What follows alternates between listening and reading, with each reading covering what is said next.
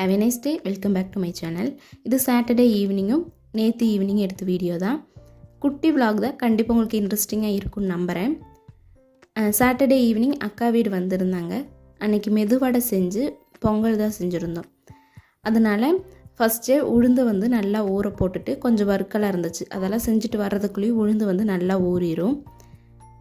உளுந்து ஊற போட்டுட்டு அப்படியே வந்து வீட்டுக்கு வெளியே எல்லா செடியில் நிறைய மல்லிகைப்பூ வந்து பூக்க தொடங்கிருச்சு. இப்போ மல்லிகைப்பூ சீசன் ஸ்டார்ட் ஆயிடுச்சுனால நிறைய மல்லிகைப்பூ இருந்தது. அதை எல்லாமே பறிச்சுட்டு வந்துட்டேன்.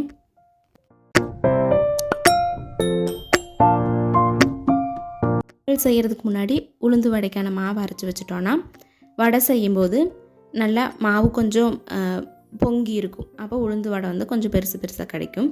அதனால் ஃபஸ்ட்டே மாவை தண்ணி விடாமல் மிக்சியில் அடித்து எடுத்து வச்சுட்டு பொங்கல் செய்கிறதுக்கு ஸ்டார்ட் பண்ணிட்டேன்.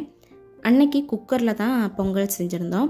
ஃபஸ்ட்டு ஆயில் கொஞ்சம், அதுக்கப்புறமா கொஞ்சம் கீயும் சேர்த்திட்டு கடுகு, கருவேப்பிலை, குருமிளகு, சீரகம், சின்ன வெங்காயம், முழுசாக கட் பண்ணி வச்சுருக்கிற பச்சை மிளகா, அதுக்கப்புறமா கொஞ்சம் கேஷ்யூ நட்ஸு, உலர் திராட்சை சேர்த்திட்டு தேவையான உப்பும் சேர்த்தி 1 பங்குக்கு 3 பங்கு தண்ணி தான் பொங்கலுக்கு வந்து கணக்கு.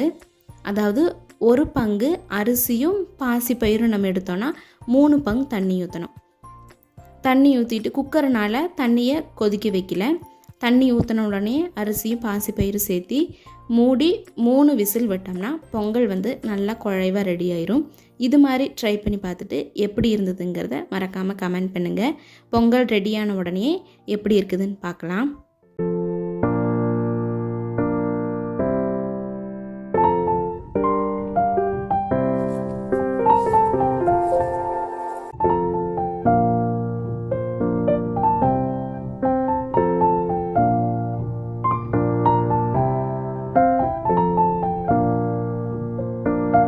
உங்களுக்கு குக்கரில் விசில் போட்டுட்டு உளுந்து வடைக்கு இந்த வெங்காயமெல்லாம் கட் பண்ணி ரெடி பண்ணலான்னு ஃபஸ்ட்டு வெங்காயமெல்லாம் நல்லா பொடியை கட் பண்ணிவிட்டு உளுந்து வடையோட மாவில் வெங்காயம், அதுக்கப்புறம் 2 பச்சை மிளகா, தேவையான அளவு உப்பு, நிறைய குருமிளகு சேர்த்திட்டு மாவை நல்லா கிளறி கொஞ்சமாக இதுக்கு சோடாப்பு சேர்த்திக்கோங்க. கடையில் சோடாப்பு சேர்த்துறனால தான் உளுந்து வடை வந்து நல்லா பவுன்சியாக இருக்குது.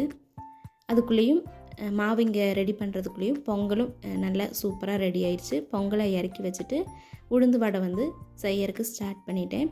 உளுந்து வடையும் செஞ்சுட்டு பொங்கல், அதுக்கப்புறம் உளுந்து வடை சட்னியோட அன்னத்தை டின்னர் முடிச்சாச்சு.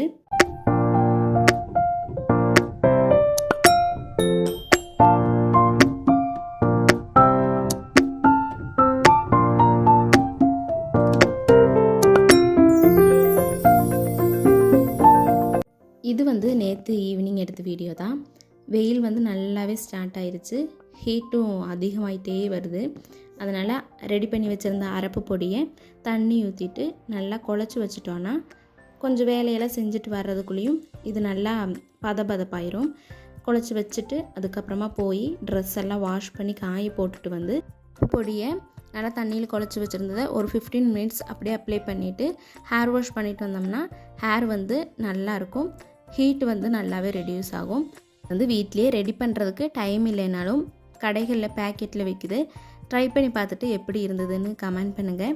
இந்த டின்னர் காம்போ நீங்களும் ட்ரை பண்ணி பாருங்கள். உங்களுக்கு வீடியோ பிடிச்சிருந்ததுன்னா லைக் பண்ணுங்கள், ஷேர் பண்ணுங்கள், கமெண்ட் பண்ணுங்கள். மறக்காமல் சப்ஸ்கிரைப் பண்ணிக்கோங்க. இனியும் நிறைய புதிய வீடியோஸுடன் நான் உங்களை சந்திக்கிறேன். தேங்க்ஸ் ஃபார் வாட்சிங்.